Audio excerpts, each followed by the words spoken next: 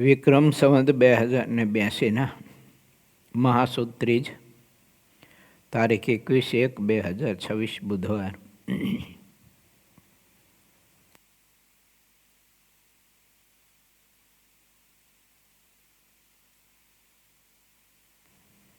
વાલા ભક્તો, આજથી શિક્ષાપત્રી દ્વિશતાબ્દી મહોત્સવ મૂડીમાં ત્રિદિનાત્મક મહોત્સવ ઉજવાય એનો પ્રારંભ થશે. ત્યાર પછી અમદાવાદ કાળુપુર મંદિરે આયોજિત દ્વિશતાબ્દી મહોત્સવ શિક્ષાપત્રીનો એનું ધામધૂમથી ઉજવણી થઈ છે. પાંચમના દિવસે રાધાકૃષ્ણ દેવનો પાટોત્સવ, હરિકૃષ્ણ મહારાજ વગેરે દેવોનો ઝાલાવાડ પ્રદેશમાં બ્રહ્માનંદ સ્વામી મંદિરની સ્થાપના કરીને આ દેવોની પધરામણી કરાવીને સારા એ ઝાલાવાડ પ્રદેશના માનવ સમાજને મોક્ષના માર્ગમાં ઘણી બધી સરળતા પ્રાપ્ત થાય એવી બ્રહ્માનંદ સ્વામીની તપસ્યાના કારણે સારા એ પ્રદેશના માનવ સમાજને એક મોક્ષનું આવું સદાવ્રત પ્રાપ્ત થયું છે. માટે મોટા પુરુષોએ જે મોક્ષનો માર્ગ પ્રવર્તાયો હોય તે મોક્ષના માર્ગે આપણે સૌ કોઈએ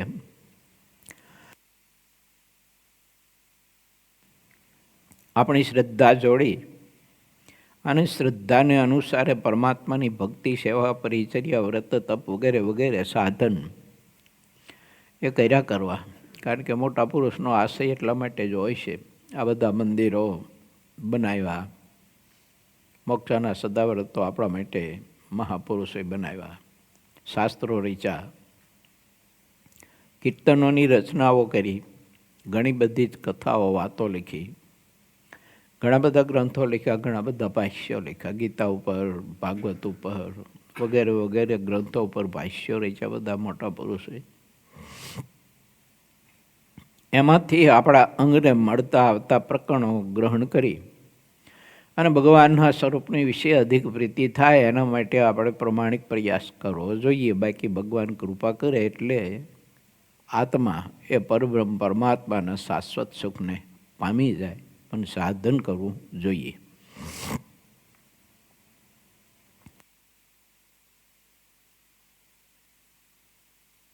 ભગવાન સ્વામિનારાયણ લોયામાં રહ્યા થકા આ બધા સદવિચારો આપણને પરમહંસોના મહાત્મ્યની વાતના માધ્યમે હતો, શાસ્ત્ર સંમતો વાતો, બધી પ્રકરણો એ સાકસોના માધ્યમે મહારાજ આપણને સૌ કોઈને સદવિચારો એવા બતાવે છે કે તમારા જીવનમાં નમ્રતા ખૂબ પ્રાપ્ત કરજો, સરળતા પ્રાપ્ત કરજો અને નેત્રમાં કોમળતા પ્રાપ્ત કરશો. જેના જીવનમાં આવું વાત્સલ્ય, કરુણા, પ્રેમ, દાસત્વપણું, સરળતા છે, તેના જીવનમાં એને મીઠાશ બહુ હોય, એને ભક્તિ કરવાનો આનંદ, સુખ બહુ આવે.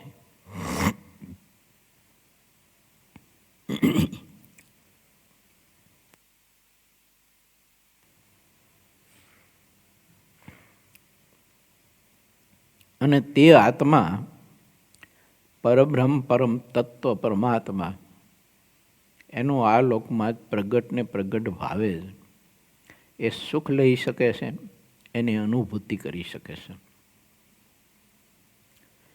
શ્રીજી મહારાજ એને મોટા પુરુષોએ આપણે પોતાના જીવનકાળથી આ બધા સદગુણો બતાવ્યા છે. મહારાજ સર્વ અવતારી પુરુષોત્તમ નારાયણ હોવા છતાંય સરળ કેટલા હતા મહારાજ. મોટા મોટા પરમહંસો એવા શક્તિશાળી હતા, એનામાં સામર્થ્ય બધું મહારાજને લઈને અપરિમિત હતું, પણ એના જીવનની સરળતા કેટલી હતી, કોમળતા કેટલી હતી. લોકોએ ગમે તેટલો તિરસ્કાર કર્યો હોય, અપમાન કર્યો હોય, ગાળો દીધી હોય, એને ગમે તેમ પરેશાન કર્યા હોય, તો એ પરમહંસો એ આત્મા ઉપર કેટલી કોમળતા રાખતા, કેટલી દયા રાખતા, કેટલી ઉદારતા રાખતા, અને કેટલું આદર્શ સરળ જીવન મહાપુરુષોનું. કોઈ આટાટોપ નહીં, કોઈ ખોટો અહંકાર નહીં, કોઈ માન પૂજા પ્રતિષ્ઠાના કોઈ સંકલ્પ નહીં, અને કોઈ મોભા નહીં. ડૂબીને રહેનારા મહાપુરુષોએ માયામાં ડૂબેલી જનતાને બહાર કાઢવાનો એમને કેટલો બધો પ્રયાસ કર્યો છે. આપણે એ વારસો પ્રાપ્ત થયો છે. માટે સંત હરિભક્તો નાના મોટા જે કંઈ હોય તે બધા પરમાત્માની ભક્તિના માર્ગે ચાલ્યા હોય તે તમામ આત્મા હોય. આ મહાપુરુષોના જીવનમાં જે સરળતા હતી, કોમળતા હતી, દયા, પ્રેમ, કરુણા હતી, ઉદારતા હતી, તેવા ગુણો સંપાદન કરી અને આપણાથી બની આવે એટલી પરમાત્માની ભક્તિ કરી અને પ્રભુએ જે અર્થે આપણને આ ભરતખંડમાં, આ સત્સંગમાં જન્મ કે યોગ આપ્યો છે, તો એ બધું સાર્થક કરવા માટે પ્રમાણિક પ્રયાસ ભગવાનના ભક્તે કરવો જોઈએ. મહારાજની કરુણા કેવી હતી, દયા કેવી હતી.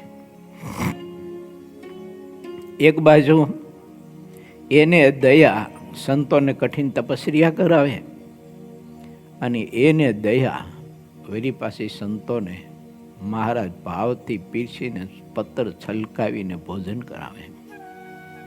એને દહીં દૂધ છે એના પત્તર છલકાવી દે.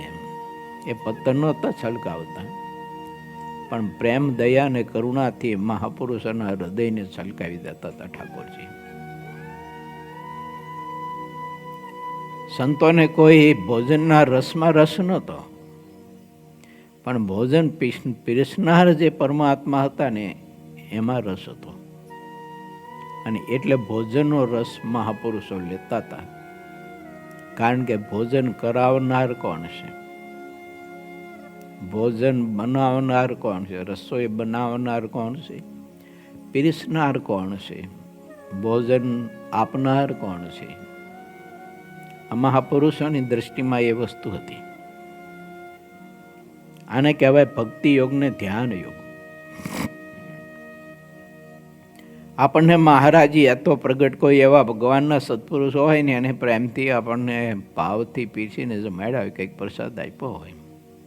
નારાયણભાઈ, તમારા જીવનમાં બન્યા છે ને પ્રસંગો તો કે રાજકોટ ગુરુકુલમાં તમે અભ્યાસ કરતા હતા ત્યારે શાસ્ત્રી મહારાજ કે જોગી સ્વામી કે પછી પુરાણી સ્વામી કંઈક રાજીપો ક્યારેક તો તમને કોઈ પ્રસાદ રૂપે પણ પીરસો થશે જ ને.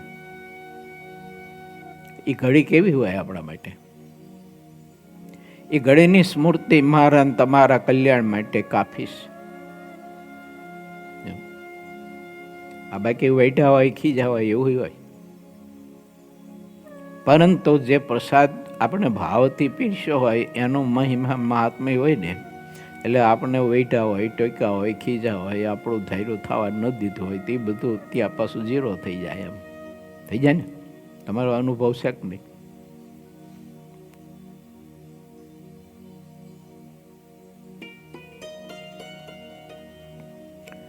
કેવી દયા, એમ કેવી કરુણા.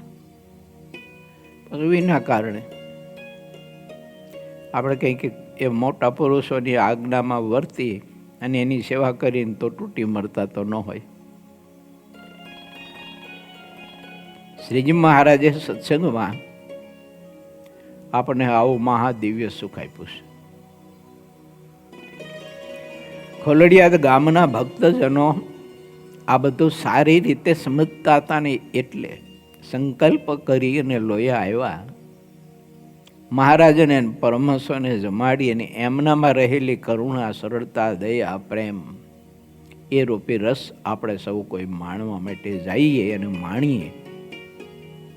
એના માટે થઈ અને લોયા ખોલડિયાથી બધા ભક્તજનો મોટા મોટા ઘીના પાત્રો ભરી ભરી અને ગાડામાં આમ મૂકીને લાવેલા.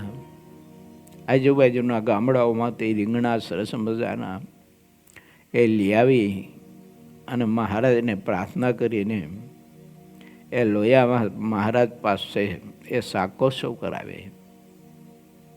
શ્રી હરિ સંત હરિભક્તોને ભાવથી પીરસે જમાડે. જે અભ્યગતો આવે તો એને પણ મહારાજ ભાવથી પ્રેમથી જમાડે. હેતુ તો એટલો જ હતો મહારાજનો કે આ સંતોમાં રહેલી સરળતા, દયા, કોમળતા, પ્રેમ, કરુણા અને શરણે આવેલો આત્મા એને જન્મ મરણથી મુક્ત કરવા માટેની જે એમની અતિશય પવિત્ર ભાવના, એ સંતોનું જો આત્માને કોઈને દર્શન થઈ જાય અને એ સંતનો કોઈને ગુણ જો આવે ક્યાં તો એના ચરણની રજ એને પ્રાપ્ત થઈ જાય. એ ભોજન કર્યું હોય અને એ જાયગામાં કોઈને સ્પર્શ થઈ જાય ને ખબર ન હોય, પણ ચાલતા ચાલતા ત્યાંથી નીકળ્યા હોય, સંતોએ તે જાયગામાં બેસીને ભોજન કર્યું હોય ને એ ભોજન પોપરે એના પગ પડે તે પૃથ્વી ઉપર, તો પણ તે જીવને સત્સંગમાં જન્મ ધારણ કરવાનો યા તો જન્મ મળવાનો યોગ એટલી વાતમાં તો પ્રાપ્ત થઈ જાય. આ હેતુ હતો મહારાજનો. એટલે પ્રભુ કહે છે કે હે મારા ભારતવાસી ભાઈઓ બહેનો, પરમહંસો, ભક્તો, આ બધા જ પરમહંસો જેવી સરળતા, કોમળતા, એને દયા, પ્રેમ, કરુણા એવા ગુણ એમને સંપાદન કરીને યાતો એ બધા કોઈ અક્ષર મુક્તો પણ હતા, મહારાજની સાથે આવેલા હતા. તો એ બધા તો એમની પાસે ઠાકોરજીના આપેલા ગુણોનો ખજાનો ભેળો જ હતો. અને એ અક્ષરધામમાંથી તે ગુણોનો ખજાનો લઈને આ ધરતી ઉપર આવીને બધા એને બાયટો આપ્યો, એને વેચો કે પ્રભુમાં તમે આવી પ્રીતિ કરો, સ્નેહ કરો, સત્સંગમાં તમે આવી રીતે ગાઢ પ્રીતિ કરી અને ભગવાને આ ભરત ખંડમાં પવિત્ર સારા આદર્શ સુખી કુટુંબમાં જન્મ આપ્યો છે, તો તમે એ જન્મ સફળ થાય એવી કંઈક આરાધના કરો, એવું કંઈક સમજણ પ્રાપ્ત કરો, એવું જ્ઞાન પ્રાપ્ત કરો. આવો પવિત્ર સંદેશો આપવા માટે મહારાજ આ બધા નાના મોટા ઉત્સવો પ્રસંગો બધા કરતા. તે કથા આપણે સૌ કોઈ 24મા પૂરના 39ના તરંગમાં ગઈકાલે આપણે થોડીક મમરાવી ગયા કે મહારાજે સંતોને કેવા ભાવથી પીરસ્યું. ત્યારે એ પીરસતા હતા ત્યારે ખોલડિયાદ ગામના ભક્તો જે દર્શન કરતા હતા એના હૃદયમાં જે આનંદ ઉભરાતો હતો અને એના હૈયામાં જે હરખ ઉભરાતો હતો. સિદ્ધાનંદ સ્વામી કે મારી કલમે હું લખી ન શકું એની પાસે, એના એ આનંદની પાસે તો સમુદ્ર પણ નાના ખાબોચિયા જેવો દેખાય, એટલો આનંદ એના હૈયામાં ઉછાળા મારતો હતો કે અમારા પ્રભુએ, અમારા ઠાકોરજી, અમારા નાવલિયા નાથે અમારી પ્રાર્થના સાંભળીને પ્રભુએ જાતે પોતે શાક બનાવ્યું અને જાતે પોતે પરમહંસોને ભક્તોને પીસીને કેવા ભાવથી મહારાજ જમાડે છે. મહારાજ જ્યારે જમાડતા ને, કળશો લઈ અને શાક પીરસતા ને, ત્યારે મહારાજના હાથનું લટકું છે ને એ કોઈના હૃદયમાં ચિત્તમાં પરોવાઈ જતું હતું. અને એ લટકે ખબર નહીં ભગવાનના સ્વરૂપમાં એવી પ્રીતિ થઈ જતી હતી. એટલે પરમહંસોએ આ બધું મહારાજની કરુણા, પ્રેમ, દયા, સ્નેહે આ ચાલતા હોય તો ચાલમાં પીરસતા હોય, પુષ્પનો કોઈ દડો ગજરો, કોઈ ફળ લઈને મહારાજ આમ ઉસાડીને પછી ઝીલતા હોય, એ બધા હાથના લટકાવો છે ને પરમહંસોના ચિત્તમાં એવા પરોવાઈ ગયા હતા ને, એનાથી લખાઈ જવાનું, લખ્યું નથી પણ લખાઈ જવાનું લટકાડા તાને લટકે રે, લેરખડા હું લોભાણી. ચિત્ત એવું એમાં ચોંટી ગયું હું, લોભાઈ ગયું હું. એ મહારાજના હાથનું લટકું પછી ભૂલાતું નહોતું મહાપુરુષોને. હાલતા ચાલતા ખાતા પીતા પ્રત્યેક ક્રિયા કરતા, કૃષિકર્મ કરતા હોય ખેડૂતો, વેપારીઓ વેપાર કરતા હોય, અને એને ભગવાન શ્રીહરિના હાથનું લટકું ખંડ ને ખંડ દેખાયા કરે ને એટલે આખી મૂર્તિ નખ શિખા પર્યંત સામે તરવરી આવે.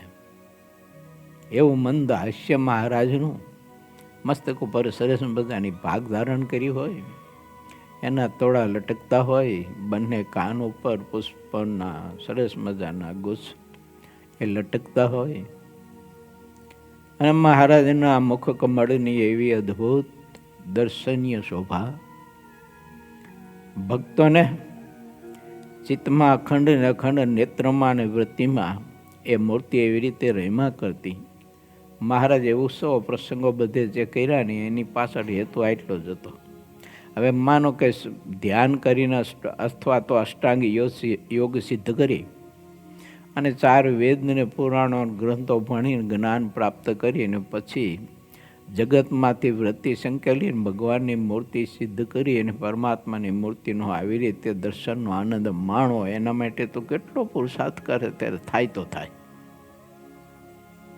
અને આ તો ફક્ત બસ મહારાજ પીરસતા હોય ને પીરસતા મહારાજનું હાથનું લટકું કોઈ જોયું, ચિત્તમાં પરોવાઈ ગયો, બસ એટલી વાતમાં એને રસ બસ ને મૂર્તિ આનંદથી આમ નિતરતી હોય ને સ્નેહથી, એવી મૂર્તિ અખંડ ને અખંડ તે ભક્તોને પછી દેખાયા કરે પ્રત્યેક ક્રિયામાં. મહારાજનો હેતુ એટલો જ હતો. બાકી અષ્ટાંગ યોગ સિદ્ધ કરી સાધન કરીને જીવ આ સ્થિતિએ તો ક્યારે પહોંચે? એમાં તો કાળનો કાળ ને સમયનો સમય વ્યતીત થઈ જાય તોય એ સ્થિતિએ પહોંચાય કે ન પહોંચાય. આવી બધી પરમહંસો ઘણી બધી પોતાની કલમે કથાઓ લખીશ. મહારાજ રસ્તામાં ચાલ્યા જતા હોય, મહારાજની ચાલ જોઈને ભક્તોને નિશ્ચય થયો છે કે આ અપરાધ પર પુરુષોત્તમ નારાયણ જ હોય, આવી ચાલ બીજા કોઈ મનુષ્યની કે બીજી કોઈ શક્તિની ન હોય. આ એવી મહારાજની અદ્ભુત ગજગતી ચાલ કે જેની ચાલમાં ને જેના પગલે પગલે કંઈક આત્માઓના મોક્ષ સમાયેલા હોય. આવી કરુણા મૂર્તિ આ ધરતી ઉપર પધારી તો સિદ્ધાનંદ સ્વામી એમ કહે છે કે સરળતા જીવનમાં પ્રાપ્ત કરી, કમળતા પ્રાપ્ત કરી, દયા સિદ્ધ કરી અને પરમાત્માની મૂર્તિમાં ખૂબ જ હિત કરો, પ્રેમ કરો, સ્નેહ કરો. આપણે બધા એને કરવાનું તો એટલું જ છે. કાલે અજયભાઈના સંબંધીઓ પાઘડા પરિવારના જે ભક્તો પધાર્યા હતા ને કાલે, પછી ત્યાં સંત આશ્રમમાં એમની ઈચ્છા હતી કે ઘડીક સમાગમ કરવો છે, તો હું બેઠો હતો ને સત્સંગ કરાવતો હતો, કરતો હતો. મારા માટે હું કરતો ભેળો ભેળો. ત્યારે મેં ભક્તોને કહ્યું કે મેં કીધું આ સૃષ્ટિની પરમાત્માએ રચના કરી છે. સૃષ્ટિ એટલે આપણે આંખે દેખાતું બધું આકાર માત્ર, પછી આપણા શરીરથી માંડીને બધું તે બધી સૃષ્ટિ કહેવાય.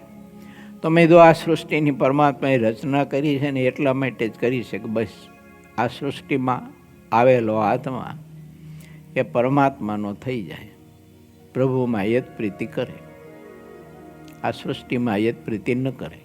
ફરજ હોય એ પ્રમાણે આ સૃષ્ટિના જે કંઈ પદાર્થો હોય તો એનો યોગ રાખે. મહારાજે પ્રથમના 8મામાં બતાવ્યું કે શાસ્ત્રની મર્યાદાનું ઉલ્લંઘન કરી અને આ સૃષ્ટિને ભોગવીએ નિયમ. તે મર્યાદામાં રહી અને જેટલી આવશ્યકતા હોય શરીરના પોષણ માટેની અને શરીરના રક્ષણ માટેની તેટલી આવશ્યકતા પૂરતા તે સૃષ્ટિમાં હેલા જે કંઈ પદાર્થો હોય તો એનો ઉપયોગ કરે. બાકી પરમાત્માની ભક્તિ કરીને પ્રભુમાં અધિક ને અધિક પ્રીતિ કરે, સ્નેહ કરે અને ફરજ હોય એટલો પાછો વ્યવહાર કરે. અને વ્યવહારમાં સરળતા, કોમળતા, નમ્રતા, પવિત્રતા એવી રીતે વ્યવહાર કરે. મેં તે ભક્તોને કહ્યું, મેં કીધું તમે ગ્રસ્તાશ્રમી છો એટલે તમારા પત્ની, માતા, પિતા, દીકરા, દીકરીઓ, પરિવાર હોય તો આ બધાનું ભરણ પોષણ કરવું જોઈએ તમારે. એના માટેની બધી વ્યવસ્થા તમારે ગોઠવવી પડે. તો એ એક તમારી પરમ ફરજ છે. તો એ ફરજ રૂપીય ધર્મ છે. તો એ તમારે નિભાવવો જોઈએ, કરવું જોઈએ. પણ પ્રધાન પ્રીતિ ભગવાનના સ્વરૂપની વિશે કરજો કીધું. મારે એમ, તમારે એમ કે ઠાકોરજીના સ્વરૂપમાં પ્રધાન પ્રીતિને આ લોકની વ્યવસ્થા એ બધી કરવી જ પડે. પછી ત્યાં એવો મેં કીધું, એમને કહ્યું, મેં કીધું પછી અહીંયા તમારે એવી વૈરાગની વાતો ન કરી. તું મારી મા નથી, તું મારી પત્ની નથી, તું મારો બાપ નથી. નિષ્કુળાનંદ સ્વામી બતાવ્યું છે ને, ઓલું પદ રચ્યું છે ને, મેં હું આદિ અનાદિ, આ તો સર્વે ઉપાધિ. એમ મેં કહ્યું એમને, મેં પાછું એવું ન કહેતા, આ રીતે તું ઉપાધિ રૂપ છે એમ ન કહેતા. આ સમજી રાખવાની વાત છે. અને આપણે ધર્મમાં રહીને એનું ભરણ પોષણ કરવું, સ્નેહ પ્રધાન પ્રીતિ ભગવાનના સ્વરૂપમાં રાખવું. કોઈ સંબંધીમાં મહારાજના જેવી પ્રધાન પ્રીતિ નહીં રાખીએ. ગૌણ પ્રીતિ બધામાં રાખવાની. ગૌણ પ્રીતિ હોય તો જ બધો ફરજ બધી આપણે છે ને એ નિભાવી શકીએ. આ ગૌણ પ્રીતિ ન હોય તો ફરજ એ ન નિભાવી શકાય. એટલે ઘણી વખત શું છે કે આવી કોઈ સમજણની કે વૈરાગની વાતો શાસ્ત્રમાં લખાણી હોય કે ભગવાનના કોઈ એવા સત્પુરુષ કે કોઈ એવા સદગ્રસ્ત આદર્શ હોય અને વાતો કરતા હોય તો પછી આપણે ઘણી વખત વેગ ચડી જાય તો એ ખોટી વાત છે. માતા પિતાનો ખૂબ આદર કરવો, દીકરા દીકરીઓનો ખૂબ આદર રાખવો, એનું ભરણ પોષણ કરવું, આપણી મર્યાદા પ્રમાણે, આવક જાવકની મર્યાદા પ્રમાણે, આપણા આશ્રમની અને ઘરની મર્યાદા પ્રમાણે એને પહેરવા, ઓઢવાનું, હરવા ફરવાનું વગેરે વગેરે બધું જ જે કંઈ જરૂર હોય તે બધી પૂર્તિ કરવી. આ એક ધર્મ છે. પણ આસક્તિ કરીને જો કરવામાં આવે, દીકરા દીકરીઓમાં બહુ અતિશય આસક્તિ હોય ને બહુ અતિ હેત હોય અને ખોટા લાડ લડાવવામાં આવે તો એનું ને આપણું એકેનું રોડું ન થાય. એટલે ફરજ પ્રમાણે ધર્મ બજાવવો એમ મહારાજનો ને મોટા પુરુષનો મત છે. ચાલો એવી આગળની કથામાં આપણે પ્રવેશ કરીએ. પૂર 24મો, તરંગ 39મો. ઈચ્છારામભાઈ લોયામાં આવીને શ્રી હરિને મળ્યા અને સંતોનો મહિમા મહારાજે કહ્યો.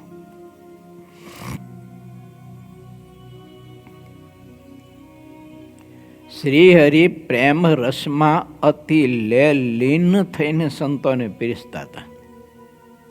કારણ કે શ્રી હરિ અને મન સંતો સમાન બીજી કોઈ વાત ન હતી. સંતોથી અધિક બીજું કાંઈ જાણતા નહીં. આ મહારાજ આપણને સદવિચાર આપે છે પોતાના જીવનથી. સંત એટલે સારો સંસ્કાર, સદવિચાર, ભક્તિ, પરમાત્મામાં પ્રીતિ કરાવવા માટેના તમામ આશયો. પછી સંત હોય, ત્યાગ હોય, વૈરાગ્ય હોય, ધર્મનિષ્ઠા હોય, આત્મનિષ્ઠા હોય, સરળતા હોય, કોમળતા હોય, દાસત્વ પણ હોય, આ બધું સંતત્વ કહેવાય. તો એક ગુણ સિવાય મહારાજ છે ને બીજું કોઈ અધિક માનતા નહીં. એવું સંતત્વ એને મહારાજ બહુ માનતા. મહારાજ એવું કહે છે કે હું જેવું સમજું છું એવું તમને કહું છું કે રિદ્ધિ સિદ્ધિ અને ચિંતામણી કરતાં પણ સંતો અધિક અપાર શ્રેષ્ઠ છે. સંતો સત્સંગનું શ્રેષ્ઠ ભૂષણ અને મોક્ષનું દ્વાર છે. આ જગતમાં મા મળે છે, બાપ મળે છે, પુત્ર અને ભાઈ મળે છે, સુખદાયક યુવતી સ્ત્રી પણ મળી શકે છે, રાજ્ય, હાથી, અશ્વ, ભૂલોક, દેવલોક પણ મળી શકે છે. અરે બ્રહ્મા સુધીના બધા જ લોક મળી શકે છે, પણ આવા સંતો મળવા તે દુર્લભ છે. સંતોને શ્રીહરિ આવા જાણતા હતા અને એટલે શ્રીહરિ ભક્તોને કહેતા કે હું જે સંતોને પીસીને જમાડું છું ને, એ ભક્તો, તે સંતો કોઈ આ લોકની માટી નથી. એ બધા જ અક્ષરધામના અક્ષર મુક્ત પુરુષો છે. મારી આજ્ઞા એ કરીને તમને આ ધરતીના માટી જેવા દેખાય છે, એ તો દયા કરીને દ્રષ્ટિગોચર થાય છે. મહારાજે ઘણીવાર પોતાના સંતોને પોતાની સામર્થ્યનો ઉપયોગ કરવા માટે થોડીક મરજી બતાવીને ત્યારે કોઈ સંતો વાયુ રૂપે થઈ જતા હતા, કોઈ અગ્નિ રૂપે થઈ જતા હતા, કોઈ પૃથ્વી રૂપે થઈ જતા હતા, કોઈ જળ રૂપે થઈ જતા હતા, કોઈ આકાશ રૂપે થઈ જતા હતા. એને કોઈ જોઈ જ ન શકે. હું તમે પવનને જોઈ શકીએ, અનુભવી શકી ખરા?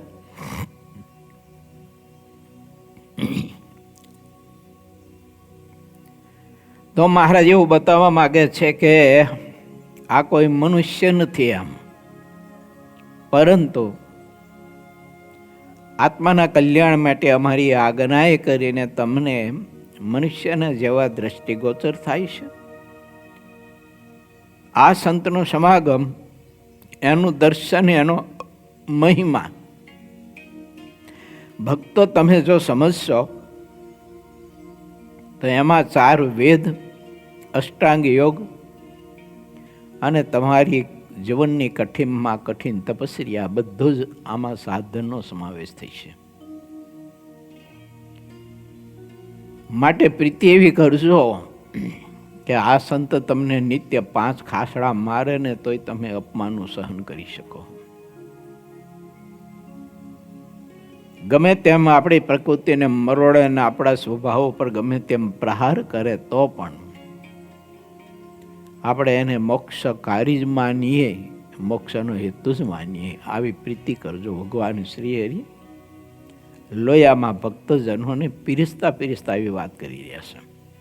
મહારાજ છે એ કથા વાર્તાના આગ્રહી એટલા હતા કે પીરસતા મહારાજ કથા વાર્તા કરતા હોય. આ બધાને એક વખત પીસીને પછી ઊભા હોય તો ઊભા પછી મહારાજ વાત કરતા હોય મહિમાની, સત્સંગની, ત્યાગ વૈરાગની, ભગવાનમાં પ્રીતિ, સ્નેહ, ભક્તિ કરવાની વગેરે વગેરે વાતો કરતા હોય. એ થોડીક વાતો કરીને વળી પાસે મહારાજ મંડે પીરસવા. એ પીરસતા બધા સંતોને પીરસી લે. પાળા હરિભક્તોને પીરસવાનું હોય તો વળી પાસે મહારાજ ઊભા 1-2 વાતો મહિમાની એવી કરે, વળી પાછા પાર્ષદો હરિભક્તોને મહારાજ પીરસે. આટલા કથા વાર્તાના આગ્રહી હતા મહારાજ. આપણે એના સંતાનો છીએ. તમારે ને તમારે, આપણે સૌ કોઈએ કથા વાર્તાને એટલા બધા આગ્રહી રહેવું જોઈએ અને એવા વ્યસની થવું જોઈએ. ન હોય તેવા વ્યસન કરવા જોઈએ. આમ તો જીવ ઘણા બધા જન્મ ધારણ કરીને ઘણી પ્રકારના, અનેક પ્રકારના વ્યસન કરી ચૂક્યો છે. ભાંગ, દારૂ, ગાંજા, અફીણ વગેરે વગેરેના ઘણા બધા જ એવા વ્યસન કરી ચૂક્યો છે. અને આ વખતે કથા વાર્તાનું વ્યસન કરવું આપણે.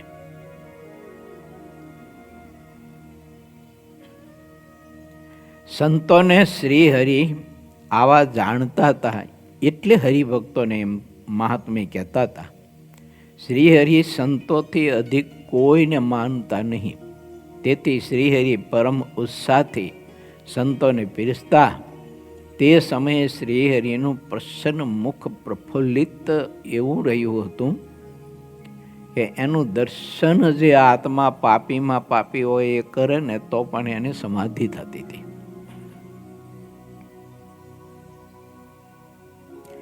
જ્યારે શ્રીહરિ એક તાણ થઈને સંતોને પીરસતા ને ત્યારે શ્રીહરિ બીજું બધું જ ભાન ભૂલી જતા અને મહા આનંદમાં અતિશય મહારાજ પણ ગરકાવ થઈ જતા ને તે પીરસતા પીરસતા ઘણી વાર દહીં દૂધ આવ્યા આવીને સંતો ના ના ના ના ના કરે તો મહારાજ દહીં દૂધ છે ને સંતોના મસ્તક ઉપર મહારાજ પોતે ઢોળે. હા, એમ મહારાજ છે ને એવા બધા મોજમાં મહા આનંદમાં મહારાજ ગરકાવ થઈ જતા. પછી મહારાજને ખ્યાલ નહીં રહેતો કે હું આ મસ્તક ઉપર દહીં રેડું છું, દૂધ કે છાશ એના મસ્તક ઉપર રેડું છું. આવો અનુસંધાન મહારાજને નહીં રહેતો. એટલા બધા મહારાજ છે ને એ આનંદના સાગરમાં ગરકાવ થઈ જતા હતા. અને એ સત્સંગ રૂપી આનંદનો સાગર મને ને તમને આજે વિના સાધને પ્રાપ્ત થયો છે. આ સત્સંગ રૂપી આનંદનો મહાનિધિ ને મહાસાગર આપણને પ્રાપ્ત થયો છે. માટે એમાં આપણે સ્નાન નિત્ય અખંડ કર્યા કરવું જોઈએ. સત્સંગમાં એવી ગાઢ પ્રીતિ કરવી, સ્નેહ એવો કરવો સત્સંગમાં કે આપણું મન સત્સંગથી ક્યારેય વંચિત ન થાય. સત્સંગ છે બળ, ક્યાંક આપણું અપમાન થાય, ક્યાંક આપણું સન્માન થાય. સન્માન થાય તો પણ આપણે લેવાય ન જઈએ એમાં. ક્યાંક આપણું સત્સંગમાં અપમાન થાય તો પણ એમાં લેવાય ન જઈએ. બળો સત્સંગ છે.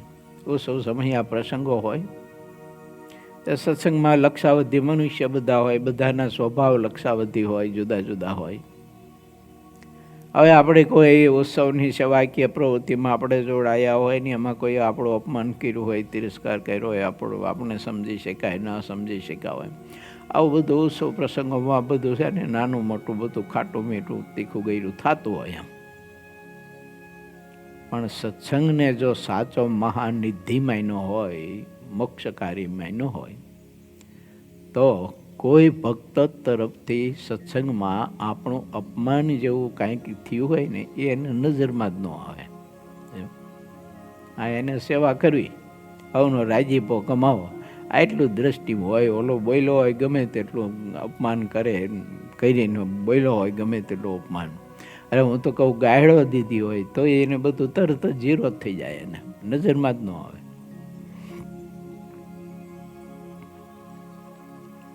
નાનું બાળક હોય ને અજ્ઞાત અવસ્થામાં જ્યારે એનો ઉછેર થઈ રહ્યો હોય ને ત્યારે બાળક ઘણી વખત માને ગાયડો પણ દેતો હોય, માને ઉકારે તો કરે બોલાવતો હોય ને કહેતો હોય, પણ માને એ દ્રષ્ટિમાં હોતું જ નથી. એમ સત્સંગનું મને તમને મહાત્મય હોય ને તો સત્સંગમાં ક્યાંક આપણું સન્માન થાય, ક્યાંક અપમાન થાય, ક્યાંય આપણું ધાર્યું થાય ન થાય. તો આપણને સત્સંગમાં કોઈ દિવસ છે ને એ માની જેમ બીજો કોઈ સંકલ્પ ન થાય. આને કહેવાય ગાઢ પ્રીતિ. ને એવી ગાઢ પ્રીતિ મહારાજ કે સત્સંગમાં પ્રત્યેકે કરવી. આવા મહા આનંદમાં ગરકાવ થઈને મહારાજ પીરસતા હતા. તે વખતે બરોબર બે સંતો ત્યાં આવ્યા. એક ભાવાનંદ સ્વામી અને બીજા સગુણાનંદ સ્વામી આવ્યા હતા. તેમણે પંગત વખતે દંડોત પ્રણામ કર્યા અને પછી શ્રીહરિને કહ્યું કે આપના ઈચ્છારામ નામે જે નાના ભાઈ છે તે અહીં આવી રહ્યા છે. અમે આગળથી આપને વધામણી આપવા માટે આવ્યા છીએ. અમે વડોદરાથી તેમની સાથે આવ્યા છીએ અને વડોદરાના હરિભક્તો પણ સાથે આવે છે. તેમજ જ્ઞાનાનંદ સ્વામીના 3 ભાઈ પણ તેમની સાથે આવે છે. ત્યારે શ્રીહરિએ સંતોને કહ્યું કે અમારાથી જે મોટા ભાઈ છે તેની સ્મૃતિ અમને છે. મુક્તાનંદ સ્વામી, બ્રહ્માનંદ સ્વામી, નિત્યાનંદ સ્વામી, આનંદાનંદ સ્વામી, સુકાનંદ સ્વામી, મોટા આત્માનંદ સ્વામી, ગોપાળાનંદ સ્વામી ઇત્યાદિ જે મોટા સંતો હતા ને તે આ વાત સાંભળીને રાજી થઈ ગયા અને તેમના મનમાં અતિ ઉત્સાહ થયો કે ઓહો, ભગવાન પુરુષોત્તમ નારાયણના કનિષ્ઠ બંધુનું દર્શન થઈ છે આપણને.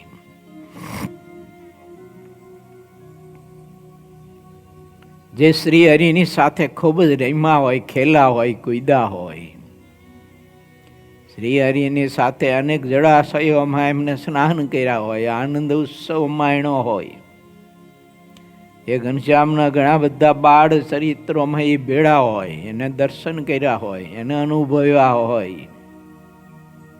એ ઘનશ્યામ જે છપૈયાની ગલીઓમાં કે પોતાના બાપના ઘરના ભવનમાં કહેતા ધર્મદેવના ભવનમાં, ચોકમાં, એ ચોતરા ઉપર જાયગાઓમાં ક્યાંય બેઠા હોય, ખેલા હોય, કૂદ્યા હોય, અને એમની સાથે આ ઈચ્છારામજી ખેલા હોય, કૂદ્યા હોય, ત્યાં આરોટા હોય, ત્યાં બેઠા હોય. આવું એક ઈચ્છારામજીનું આ સ્વરૂપ આજે લોયા આવી રહ્યા છે. વાહ વાહ! આજે તો કોઈ આનંદનો પાર નથી. શ્રી હરિ તો ભાવથી હજી પીરસતા હતા, અને મહારાજ પંગતમાં શાક લઈ અને સંતોને પીરસતા પીરસતા ફરી રહ્યા હતા. ત્યારે જ એ જ સમય ઈચ્છા રામજી ભાઈ ત્યાં આવ્યા. વડોદરાના હરિભક્તો પણ સાથે આવ્યા. તેમણે આવીને દંડોત પ્રણામ કર્યા અને પછી હાથ જોડીને ઊભા રહ્યા. જેટલા સંતો અને હરિભક્તો હતા તે બધા ઈચ્છારામજીની સાથે જોઈ રહ્યા, અને તેમને દેખીને આ શ્રીહરિના ભાઈ છે તેમ નિશ્ચય કર્યો. બધા સંતોએ તેમને નખથી શિખા પર્યંત દેખા. શ્રીહરિના જેવા અંગ હતા તેવા તેમના અંગ હતા. તે વખતે શ્રી હરિએ નાના ભાઈની સામે લગાર પણ જોયું નહીં, અને જ્યાં સુધી સંતો જમતા રહ્યા ત્યાં સુધી પોતે પંગતમાં પીરસતા રહ્યા. કેવી સંત ભક્તિ અને કેવી પ્રભુ ભક્તિ બતાવી છે. તમે જ્યારે સંત ભક્તિમાં કહેતા સમાગમમાં બેઠા હોય, સંત ભક્તિ એટલે સમાગમ, સંત ભક્તિ એટલે સેવા. તમે સંતની સેવામાં જોડાયા હોય અને એ વખતે આપણો ગમે તેવો વહાલામાં વહાલો સંબંધી આવે તો પણ તે સંતની સેવા પરિચર્યા મૂકી અને આપણે એ તરફ છે ને દોટ ન દેવી, અને પરમાત્માની ભક્તિ કરતા હોય, પૂજા પાઠ કરતા હોય, ધ્યાન કરતા હોય, કીર્તન કરતા હોય, તો ગમે તેવા સગા સંબંધી આવે તો ઊભા થઈને આપણે હળી ન કાઢવી. ઘણા બધા આપણે જોઈએ ને તો કોઈ સભાઓ હોય ને એમાં કથા વાર્તા સંતો આવા પવિત્ર ઘણા બહુ સરસ મજાની મીઠી મીઠી વાતો કરતા હોય, પણ જો મોબાઈલની રિંગ વાગે તો ઊભા થઈને તરત ભાગે મોબાઈલ લઈને. તો એ માનો કે ઈચ્છારામજી જ કહેવાય એમ. હા, અંદરની ઈચ્છા ખરી કે નહીં જો, તો એ આપણા ઈચ્છારામજી આપણને ઉપાડી જાય. વાતમાં તો કંઈ ન હોય, બસ બહાર જઈને હલો હલો ઘડી કરે. હલો કે ક્યાં છો? કે અહીંયા સ્વામિનારાયણ સંસ્કાર ધામ ગુરુકુલ ધાંગધ્રામાં. શું કરો છો? કે કથામાં બેઠો તો. સારું કે બેઠા હતા. બહાર આવ્યા કે હા બહાર આવ્યો તો સારું કર્યું તમે બહાર આવ્યા હતા. એ રાજી થાય. બોલો સારું તો એક બે વાત કરવી તમારે વ્યવહારની. શું છે બોલો? તો કે આ ગરાક આવ્યા ને કપા દેવાનું, શું કરું? આપી દે. શું ભાવ છે? આટલા ભાવ આપી દે. જરાય રાહ ન જોતો. આવી જ વાત હોય, બીજું શું હોય? કાં તો કંઈ ફૈબા આવ્યા છે ને તમને યાદ બહુ કરે છે, તો ફૈબા આવ્યા છે તો રોકાવાના છે. તો કે હા 5-7 દિવસ રોકાવાના છે. સારું તો હાલો હું આવું છું એમ કરી અને સભામાં ન આવે ને સીધો વયો જાય, નીકળી જાય. એટલે ફૈબા 5 દિવસ રોકાવાના, વહી જવાના નથી. તો અહીં સભા પૂરી કરીને સંતોનો પૂરો લાભ લઈને જાય ને ભલામણ ઘેર. મહારાજ બતાવે છે સંબંધીનું આકર્ષણ તમને સંત સેવામાંથી ને ભક્તિમાંથી તમને ખેંચી ન જાય. થોડુંક ધ્યાન રાખો. આવ્યા છે એ વયા નથી જવાના. પ્રભુને ખબર હતી કે ઈચ્છારામજી આવ્યા તો હવે કંઈ ભાગ્ય તો જાય છે નહીં. શાંતિથી મળશું, પછી વાતો કરશું મીઠી મીઠી. અને આપણે છે ને અધીરા બહુ થઈ જાય એમ, એટલે એવું ના કરવું. આ ઘણી વસ્તુ અમે વિદેશમાં જઈએ કે બીજે ગમે ત્યાં હરિભક્તો આગ્રહ બહુ કરતા, એટલે કથા વાર્તા કરો. તમે કથા વાર્તા કરતા હોય એ સુરત, બીજે ત્રીજે, અમદાવાદ, રાજકોટ, ગમે ત્યાં જાય ને તો પછી એક જ હરિભગત કહો કે નાનું ટેંટિયું તેડીને આવે એવું. હવે અહીં કથા વાર્તા બરોબર જામી હોય ને એ જ વખતે ઓલો લઈને આવે, એટલે બધા લે મુનો આવ્યો બે મુનો. ઓલી કથા વાર્તામાં કોઈનું મન ન હારે, બધાના મન આવે જાય. આવું નહીં કરો. મહારાજ એમ કહે છે કે તમે સંતની સેવામાં છો. આ સેવા કહેવાય. સમાગમમાં આપણે બેઠા છીએ ને એ સંત યોગ, સંત સેવા છે. તો એ વખતે આવા વ્યવહારોમાં કે આવા કારણોમાં તમારી વૃત્તિ ન ખેંચાવી જોઈએ. તમે એમાં સ્થિર રહો. પછી કથા પૂરી થઈ જાય, કલાક, અડધી કલાક કે પોણી કલાક હોય કે બહુ તો વધીને તો કેટલું હોય વધીને કલાક હોય એમ, તો 1 કલાક આપણે કથા શાંત રીતે સાંભળી અને પછી આપણે એમને પછી મળી લેવાનું. આજનો આવ્યા તો બહુ સારું કર્યું, બહુ તમે આવ્યા આમેથી ને હું તો તમારી બહુ પ્રતીક્ષા કરતો હતો, તમે મેળા લે, તમે આને કૂકાને લાવ્યા, સારું કર્યું, લો કૂકો આવ્યો તે. આ બધો વ્યવહાર પછી કરવો શાંતિથી. મહારાજ શીખવે છે આપણને વિવેક. આને કહેવાય શું? આને વિવેક કહેવાય. અને એ કથામાંથી, સંત સમાગમમાંથી ઊભો થઈને ભાગે એને શું કહેવાય? અવિવેકી. આટલો વિવેક તો કમસે કમ રાખીએ કે એવા મોટા સંત, મારો જેવો નાનો કોઈ અબૂત સાધુ કથા વાર્તા કરતો હોય અને એમાં કોઈ ઊભા થઈને ભાગી જાય તો હાલે, એમાં કંઈ એવું બહુ ન હોય. પણ કોઈ આવા મોટા પવિત્ર સંતો હોય અને એ હૃદય નીચોવીને અમૃત જ્યારે આપણને પાતા હોય ત્યારે એ અમૃત મૂકીને પછી વિખ ખાવા ન જવાય. ઓલું બધું વિખ કહેવાય. હલો, હું નાનભાઈ તમને પૂછું, જ્યારે તમે અભ્યાસ કરતા ત્યારે તમને રસ્તામાં ચાલતા અથવા બગીચામાં કે બીજે ત્રીજે તમે રમતા હોય, ચોકમાં સેવા કરતા હોય, ત્યાં શાસ્ત્રી મહારાજ અથવા જોગી સ્વામી અથવા પુરાણી સ્વામી એ ઊભા ઊભા વાતું કરતા, એ રસ કેવો હોય કોલા? તો માણેલો કે નથી માણેલો? એ મળે કોઈને પૈસા દેતા, લાખો કરોડો રૂપિયા દેતા મળે, એ રસ કેવો હોય આમ? એટલે એ રસ છોડીને આપણે વિખ ખાવા માટે જઈએ તો ઓલું બધું વિખ જ કહેવાય, ઝેર જ છે, પોઈઝન જ છે હે ને. માટે આટલો વિવેક તો આપણે રાખવો ચોક્કસ. બીજું એની સાથે બીજી વિવેકની વાત કરવા નીકળે પ્રકરણ એટલે કહું છું કે કોઈ સંત કથા વાર્તા કરતા હોય ને આપણે ગયા હોય ને તો શાંતિથી બેસી જવાનું, દંડોટી નહીં કરવાનું, દર્શની નહીં કરવાનું, વિક્ષેપ નહીં કરવાનું. કથા ચાલતી હોય ત્યારે વિક્ષેપ કોઈ પણ પ્રકારનો ન થવો જોઈએ. શાંતિથી બેસી જવાનું અને શાંત ચિત્તે તે કથા સાંભળવાની. પછી કથા વાર્તાનો જ્યારે કાર્યક્રમ પૂરો થઈ જાય પછી દંડવત કરો, બેઠો, દર્શન કરો, ખબર અંતર પૂછો, લે સ્વામી તમે ક્યારે આવ્યા હતા? સ્વામી તમે તો કેટલા દિવસે આવ્યા, અમે તો તમને બહુ જ કહેતા હતા પણ તમે આવતા જ નહોતા, બહુ મોંઘા છો, જે કહેવું હોય પછી એમ. એ બધી પડાપૂછ પછી કરવાની શાંતિથી. પછી ભલે કલાક 1.5 કલાક કરીએ આપણે, વ્યાસ શીખે. પણ ઘણી જગ્યાએ જોવા મળે કે ભક્તો આવો અવિવેક બહુ કરતા હોય છે કે એવા મોટા સત્પુરુષ કથા કરતા હોય, વાતું કરતા હોય, રહસ્ય પીસાતું હોય, એમાં લિંક બધાની તૂટી જતી હોય તો એવો અવિવેક ન કરાય. આપણે એવો આગ્રહ ન રખાય દર્શનનો. અમુક છે ને કથા જામી હોય છે તો આવીને થયું ભાઈ, જય સ્વામિનારાયણ, સ્વામી જય સ્વામિનારાયણ. આપણને એમ થાય કરે રે અને બેરે કરી એમ.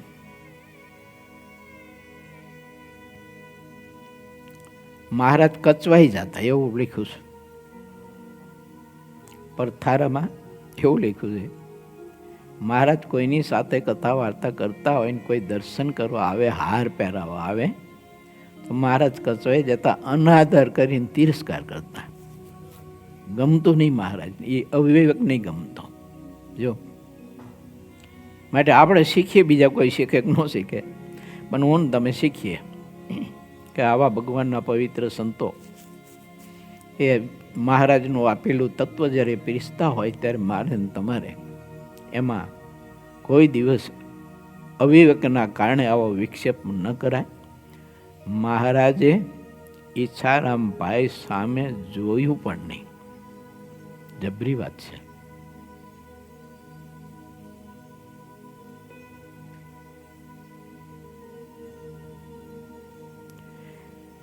ધન્ય ઘડી મારા ભાઈ આવ્યા, આવો હેત શ્રી હરે તેમને દેખાડ્યું જ નહીં. બોલો, ઓહો આવો આવો ઈશારામ ભાઈ, દૈન દૈન ઘડી આપણે કેટલા બરમ મેળા, આવો એમ નહીં, કાંઈ નહીં. બોલો,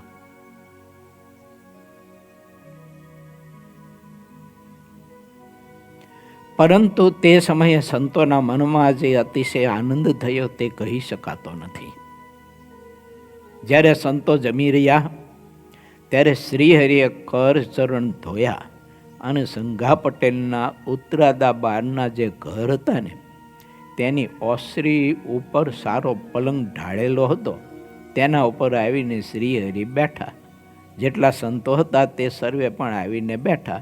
બંને ભાઈ શું વાત કરે છે ને તે જાણવાનું તાન સૌના મનમાં બહુ હતું. અને તો રે સ્વાભાવિક છે ને, કેમ છે આ વાત એવી અલૌકિક હોય. મુક્તાનંદ સ્વામી આદિક જે મોટા સંતો હતા ને તે બધા શ્રીહરિની સમીપે આવીને બેઠા. હું પણ તે વખતે ત્યાં બેઠો હતો. કોણ કહે છે? સિદ્ધાનંદ સ્વામી. હું પણ ત્યાં બેઠો આવીને. શ્રીહરિએ ઈચ્છારામ ભાઈને પોતાની પાસે બેસાડ્યા. આવો ભાઈ, હવે કે પછી બોલાય અમારે, આવો ભાઈ, આવો આવો, બેસો અહીં પડખે બેસો. શ્રી હરિવર દક્ષિણ તરફ મુખ કરીને બેઠા હતા. મસ્તક ઉપર શ્વેત પાગ બાંધી હતી, શ્વેત ધોતી પહેરી હતી અને તે ધોતીમાં હળદરનો રંગ લાગેલો હતો. તે થોડો આભાસ માત્ર હતો. રૂમાલ પણ તેવો હળદરવાળો દેખાતો હતો. શ્વેત પછેડી ઓઢી હતી, તેમાં પણ હળદરનો આભાસ દેખાતો હતો.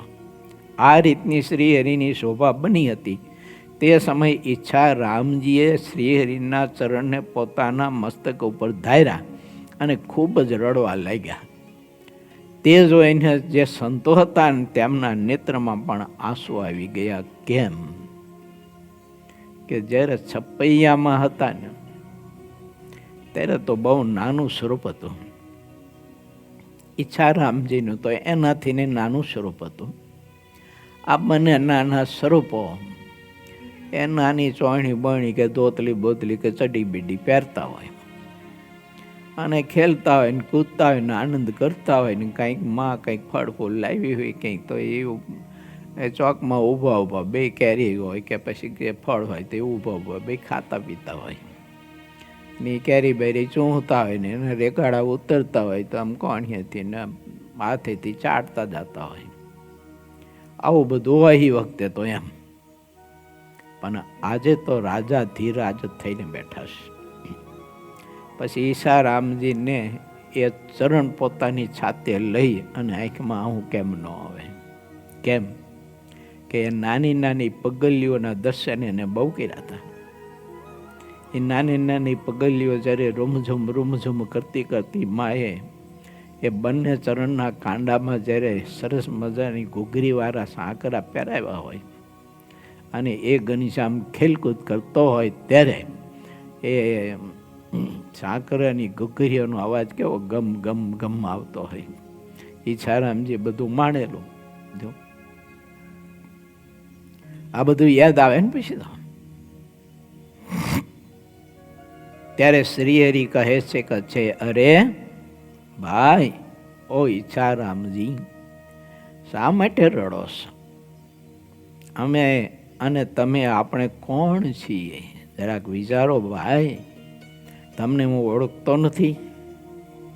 પછી તેમને પૂછ્યું કે તમને હું જે પૂછું તે કહો, તો હું માનું છું કે તમે મારા સાચા ભાઈ છો.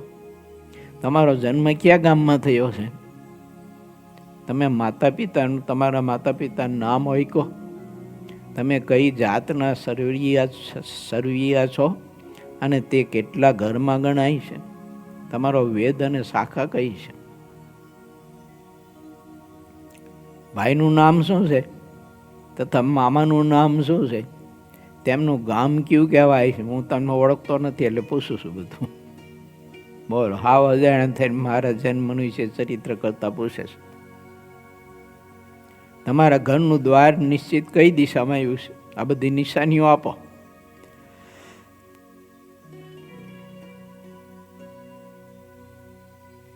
ઘરની પાછળ આગળના ભાગમાં કયા વૃક્ષ રહ્યા છે? અમારી ખબર તમને કોણે આપી કે તમે તરત ઘર છોડીને ચાલ્યા આવ્યા ઠેઠ અહીં પહોંચ્યા?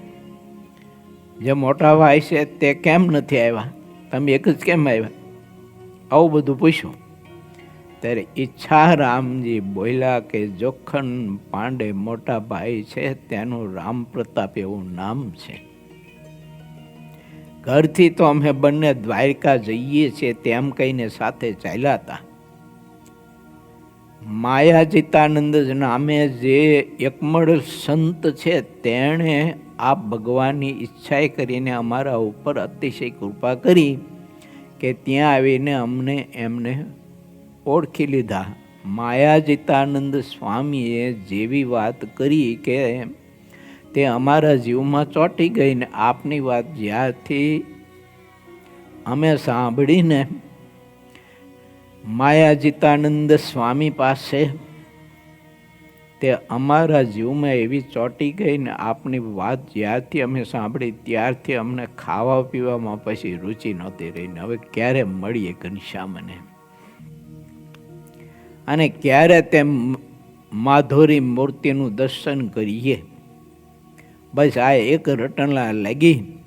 એક આપનું ધ્યાન લાગ્યું રહેતું હતું ને સૂઈએ તો સ્વપ્નમાં પણ આપ જ દેખાતા હતા. 28 વર્ષથી વિયોગ થયો છે. એટલા બધા વર્ષ પછી આજ આપનો યોગ થયો છે. આપના સિવાયના અમારા આટલા બધા દિવસો નકામા ગયા છે. આજનો દિવસ જ લેખે આવ્યો છે. શ્રી હરિએ એટલી વાત પૂછી, તે બધી વાતનો ઉત્તર તેમણે આપ્યો. ત્યારે શ્રી હરિએ કહ્યું કે તમે મારા ભાઈ સાચા. હવે મેં તમને ઓળખી લીધા. પછી ઘણા હેતથી તેમને છાતીમાં લગાવીને મળ્યા. તેમના મનનો સંતાપ ટાળવા માટે શ્રી હરિ બોલ્યા કે તમે આવ્યા તે ઘણું સારું થયું ઈચ્છારામભાઈ. હવે આ અમારા સત્સંગની રીતને તમે પ્રેમથી રાખો. જેટલા સંતો વણીને હરિભક્ત ભાઈ છે તે બધા તમને તથા તમારા પરિવારને ગુરુના રૂપમાં માનશે અને અમારા સંબંધે કરીને તમારું ઘણું ભરણ પોષણ પણ કરશે. ભોજન, વસ્ત્ર, ઘરેણા, ધન, હાથી, ઘોડા, મ્યાના, રથ, ગાડી વગેરે વાહન, ગાય અને ભેંસ આ બધું વગેરે છે તમને બધું જ અપાર મળશે અને બધા ભક્તો આપશે. હવે તમારે લગાર પણ ચિંતા રાખવી નહીં. સત્સંગમાં આ લોકનું અને પરલોકનું બધું સુખ રહ્યું છે. લો, મહારાજે સત્સંગનું બે સુખ બતાવ્યું. આ લોકનું રહ્યું છે ને પરલોકનું સત્સંગમાં સુખ રહ્યું છે. માટે સત્સંગમાં રહેજો ભાઈ, એમ મહારાજ કહે છે ઈચ્છારામજી ભાઈને. સંત દ્વારા સત્સંગની વૃદ્ધિ થાય છે. માટે ભાઈ આ સંતો છે ને એ મૂર્તિમંત સત્સંગ છે. આમાં હેત કરજો. આ સત્સંગ ચિંતામણીને કલ્પવૃક્ષ કરતાં પણ ઘણો શ્રેષ્ઠ છે. કેમ છે? ચિંતામણીને કલ્પવૃક્ષમાં ક્યારે મોક્ષ નથી રહ્યો, જ્યારે સત્સંગમાં તો અત્યારે સર્વોપરી મોક્ષ વર્તી રહ્યો છે. આ વાતને જે શુભ બુદ્ધિવાળા મનુષ્ય છે તે બરાબર જાણે છે. જે કુબુદ્ધિવાળા લોકો છે તે બધા સત્સંગને બરાબર સમજે છે, પરંતુ અંતે ખરાબ તો તેમનું જ થાય છે ને.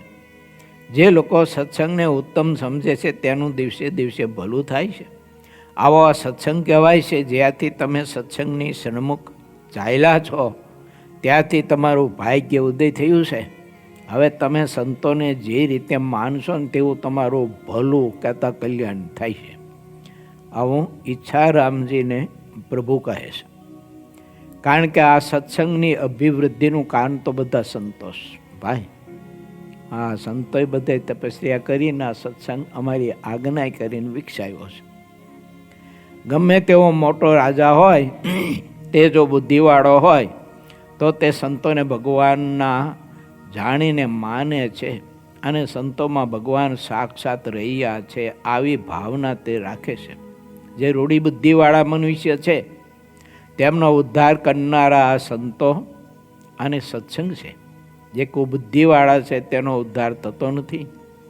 જ્યાં ધર્મવંશ ન હોય ત્યાં ભરપૂર અધર્મવંશ રહે છે. છતાં કુબુદ્ધિવાળા લોકો તો તેમાં જ પોતાનો મોક્ષ માને છે.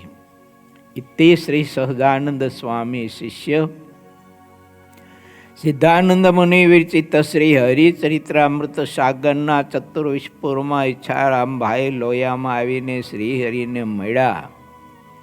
એ નામે 39મો તરંગ સમાપ્ત થયો. શ્રીપતિમ સિદ્ધરમ સર્વદેશ્વરમ ભક્તિધર્વાતુજમ વાસુદેવમ હરે માધવમ કેશવમ શ્રીગામદામ કારણમ જણમ નીલકંઠમ ભજે સહજાનંદ સ્વામી મહારાજની.